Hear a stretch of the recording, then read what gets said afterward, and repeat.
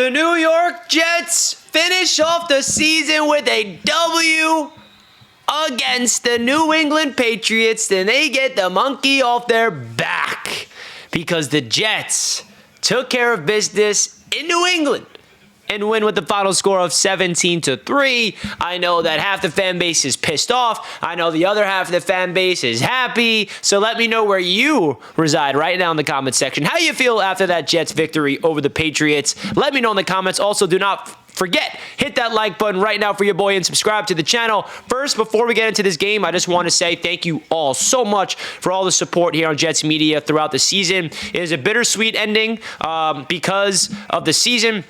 Obviously, we do not want this to be the final game of the year. When the season began, we all wanted to be making the playoffs for the first time in 13 seasons, but that is not the case. So I just want to say from the bottom of my heart, Jets Nation, thank you so much for everybody that's been riding with Jets Media this season, because it's been a roller coaster. It is not easy to report on this team. It's not easy to be a fan of this team, as we all know through experience. So again, thank you all so much for checking into my content and throughout this whole season, man. It was a very, very special season just from the perspective of us coming together as a fan base in this adversity and just figuring out where our minds are at, because it was probably the most frustrating season as a Jets fan in arguably my entire life, and let me know if you agree with that. But let's get into this game against the Patriots, because the Jets finished off with the W, 17-3. The first player we got to talk about is Breece Hall. Now, I know that, listen, this isn't I don't want to make it sound like I'm sitting here going to be celebrating and like jumping for joy and I'm dancing, but I'm someone that just roots for dubs. I'd rather finish off the season personally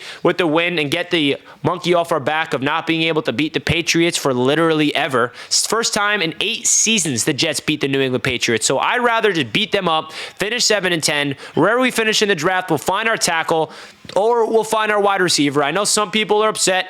We're going to miss out on potentially a better draft pick, but the way I look at it is the draft is a complete crapshoot, and also whether you're rooting for this game to be a loss or a win had no impact on anything. So just take a breath and just appreciate whatever the results are, because the results are in.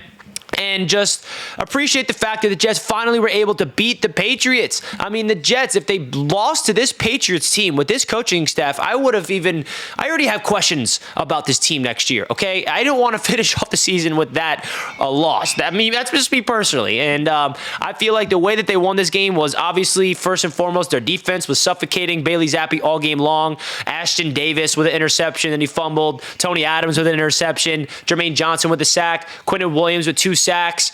Bryce Huff with the sack in his final game as a Jet. Hopefully not. I want them to extend that man. But then on offense, the Jets was force-feeding the ball to Breece. I mean, this guy had 37 carries for a ridiculous amount. I mean, how much did he finish with? 37 carries for 178 yards and a touchdown for Breece Hall. He finishes the season with over 1,500 yards from the line of scrimmage. So a phenomenal season for Breece Hall. In a season where the offense was absolutely trash, Breece Hall gets 1,500-plus yards. Garrett Wilson gets 1,000-plus yards. And Tyler Conklin had the most receiving yards from a Jets tight end since Dustin Keller. So it's weird because that sounds like it was a good season for the Jets from an offensive standpoint, but it wasn't. It was terrible. So at least we have 2 studs in Breece Hall and Garrett Wilson, and a solid player, I'd say, in Tyler Conklin to build on for next season, hopefully to get Aaron Rodgers back. We all know the big issue. It's offensive line. It's getting more receivers next to Garrett Wilson. I don't need to tell you guys that.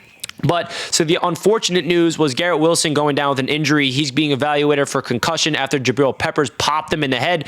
Hopefully he's okay. Also, Joe Tippmann left this game with an ankle injury. He was ruled out and carted to the locker room, so let's hope he's okay as well. But other than those 2 injuries, man, one play that stuck out to me wasn't even like a big play. It was the play where Quincy Williams was getting into a fight with Brown on the Patriots, and the Patriots player ripped off Quincy Williams' helmet. And what I love to see was the entire Jets defense, C.J. Mosley, Sauce, Michael Clemens, Quinnen, all the Jets defenders came up and was defending their guy, Quincy Williams, getting in their face. And that just shows you the camaraderie of this Jets team and just like defending their players. It wasn't a good play or anything like that, but I just thought that was cool. I just felt like that's like, brotherly love. That's culture. That's like fighting for your teammates. So I thought that was really cool. But other than that, man, listen, there's not really too much to break down from this game. It wasn't entertaining. It was one of the worst wins of the season of my life as a Jets fan. It was a snooze fest. The Jets got their first touchdown at the end of the game in a windy day.